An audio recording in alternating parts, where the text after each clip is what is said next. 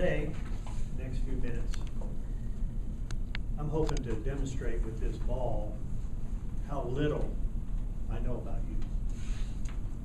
Mark's circle on a whiteboard might have been a better prop to start off with, because a complete circle on a whiteboard shows me that I know just a little bit.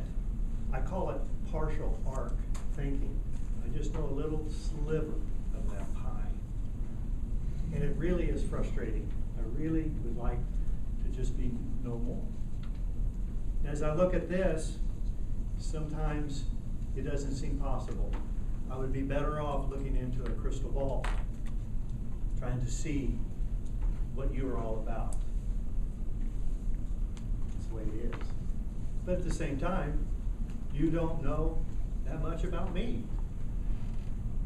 I wish there were some tools that we could use so we could identify each other's talents or things that are important to us, our bucket list, all of those things. When I think about my efforts to discover about you, I have to start with discovering myself. And I know when I start on that fact-finding journey that you don't know much. For instance, you don't know that this last week on the 21st, I celebrated my 19th anniversary with Gia, marriage. You don't know that on Saturday I went to visit some friends in Wichita and discovered that 3 years had gone by and I did not know that my best friend in college had died.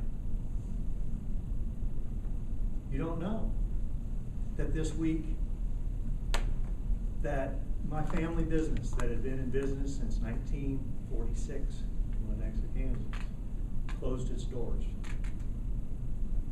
All those are things you don't know. Maybe in general appearance, my wife says I don't show things very much, but they're there. And so what do we do? And what are the tools available to us? I love working with tools. Matter of fact, Gia and I's relationship started with the journey of self-discovery. I probably am the only person who was dating someone and invited my girlfriend to family therapy, to a psychotherapist. Not because I thought she was crazy. And in work, we need to know this, because how in the world does things get done when you try to put these goofballs together? They're always rubbing each other. And so we need to know more.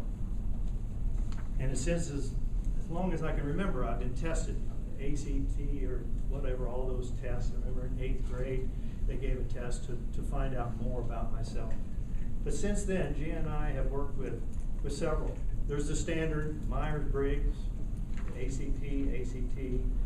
There's Russ uses the culture index at work very effectively to look at what motivates people and how they will operate in situations. And then there's things out there a little bit, astrology, numerology, palmology. There's even Ayurveda. We've studied that. All very good tools, right, Sharon? Just to find out a little bit more about ourselves and how we fit in. It's a fascinating journey. Recently, I invited my friend, Dr. Ramon Corrales, to give a talk to this group at the Masters meeting. And he explained the Kolbe concept. It's about what we will do or won't do in certain situations. Some of us like to lead with facts. We insist on doing the research before we take action. Some of us want to set up systems and that type of thing. Others work totally on intuition.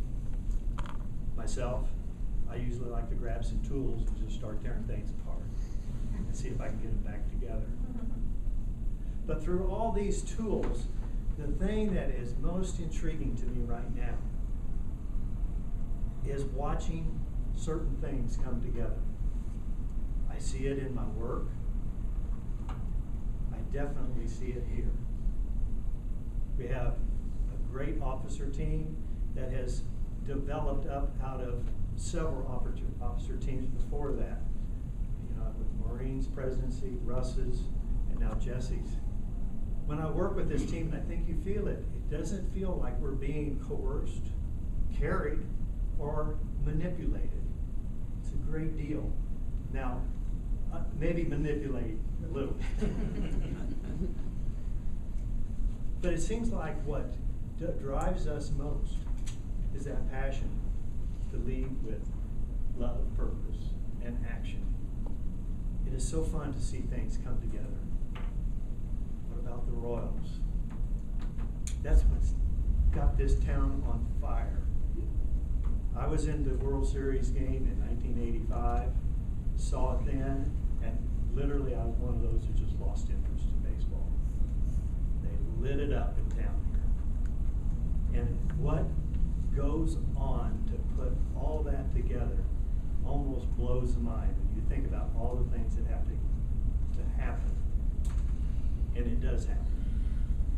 Even though we have to realize that, you know, with John Ruck here, we fully understand that on the biggest picture possible, that God can write straight with crooked lines.